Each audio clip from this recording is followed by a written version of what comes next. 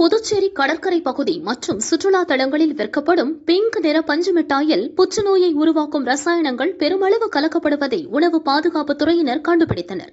இதையடுத்து கலராய் விற்கப்படும் பஞ்சு மிட்டாய் வியாபாரிகளை தேடி கண்டுபிடித்து உணவு பாதுகாப்பு அதிகாரிகள் அவற்றை பறிமுதல் செய்து வருகின்றனர். பஞ்சு மிட்டாய் விற்கும் வட மாநில தொழிலாளர்களை 30க்கும் மேற்பட்ட போலீசார் தேடுகின்றனர். புதுச்சேரி கடற்கரை ஓரங்களிலும் மற்றும் சுற்றுலாத்தலமான பார்க்குகள், பொழுதுபோக்கு நிறைந்த இடங்கள், குறிப்பாக இந்த பொட்டானிக்கல் கார்டன், இந்த மாதிரியான இடங்களில் நீங்கள் குழந்தைகளுக்கு விரும்பி சாப்பிடக்கூடிய இந்த பஞ்சு மிட்டாய் அதிகமான அளவில் வடநாட்டு இளைஞர்களால் விற்கப்பட்டு வருகிறது. அதிலும் குறிப்பாக ரோஸ் கலரில் விற்கக்கூடிய இந்த பஞ்சு மிட்டாய் ரொம்ப கவர்ந்து இழுக்கும் குழந்தைகளை. அந்த கலரே ரொம்ப அப்பீலிங்காக இருக்கும். அதனால் அந்த குழந்தைகள் ரொம்ப விரும்பி சாப்பிடுவாங்க. மற்ற நிறத்தை விட இந்த ரோஸ் கலர் ரொம்ப அட்ராக்டிவாக இருக்கும். இது பல காலமாக போயிட்டுருக்கு. எங்களுக்கு இந்த ரோஸ் கலரில் சில சந்தேகங்கள் இருந்தது. அதாவது எஃப்எஸ்எஸ்ஏயால் அங்கீகரிக்கப்பட்ட நிறம் உள்ளதா, இல்லை தடை செய்யப்பட்ட நிறமி அதில் இருக்குதா அப்படிங்கிற ஒரு சந்தேகம் வெகு நாட்களாக இருந்தது. அதை நிவர்த்தி செய்யும் பொருட்டு இன்றைக்கி கோரிமேடு பகுதியில் ஒரு கல்லூரி, நர்சிங் கல்லூரிக்கு முன்னாடி ஒரு இளைஞர், வடநாட்டு இளைஞர் இந்த பஞ்சு மிட்டாயெல்லாம் வித்துட்டு இருந்தார்.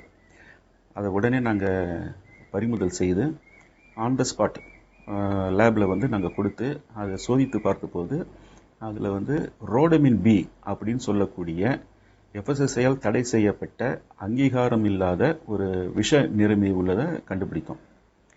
இது என்னன்னு கேட்டிங்கன்னா, இதில் ஆபத்தான அம்சம் என்னன்னு கேட்டிங்கன்னா, இது புற்றுநோயை உருவாக்கக்கூடிய ரொம்ப ஒரு கடுமையான விஷம் நிறைந்தது. நீங்கள் இந்த ஊதுவத்தியெல்லாம் பார்த்துருக்கலாம். அது இந்த வத்தி கீழே அந்த குச்சி பகுதியில் ஒரு ரோஸ் கலராக இருக்கும், பச்சை கலராக இருக்கும். இப்போ இந்த மாதிரி கலர்லாம் என்னன்னு கேட்டிங்கன்னா இண்டஸ்ட்ரியல் டைன்னு சொல்லுவோம்.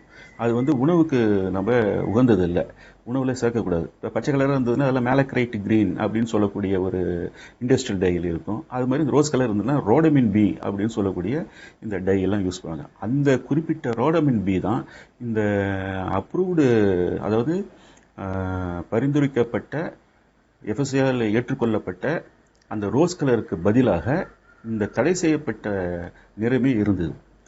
இந்த நிறமியை நம்ம உட்கொள்ளும் போது கண்டிப்பாக கேன்சரை உருவாக்கக்கூடிய இந்த உயிர் போட்டு நம்ம டைம்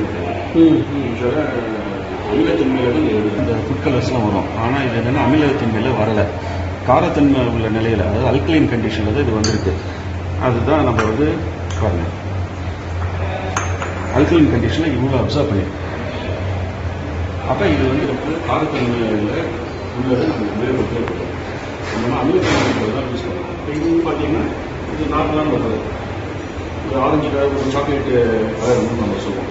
இதில் மிக்சர் ஆஃப் கலர்ஸ் இருக்குது. இதை நம்ம பட் இது எல்லாமே தடை செய்யாது. நீங்கள் பார்த்தீங்கன்னா இது அப்படியே பார்க்கறதுக்கு நேச்சுரலாக பெர்மிட்டட் கலர் மாதிரியே இருக்கும்.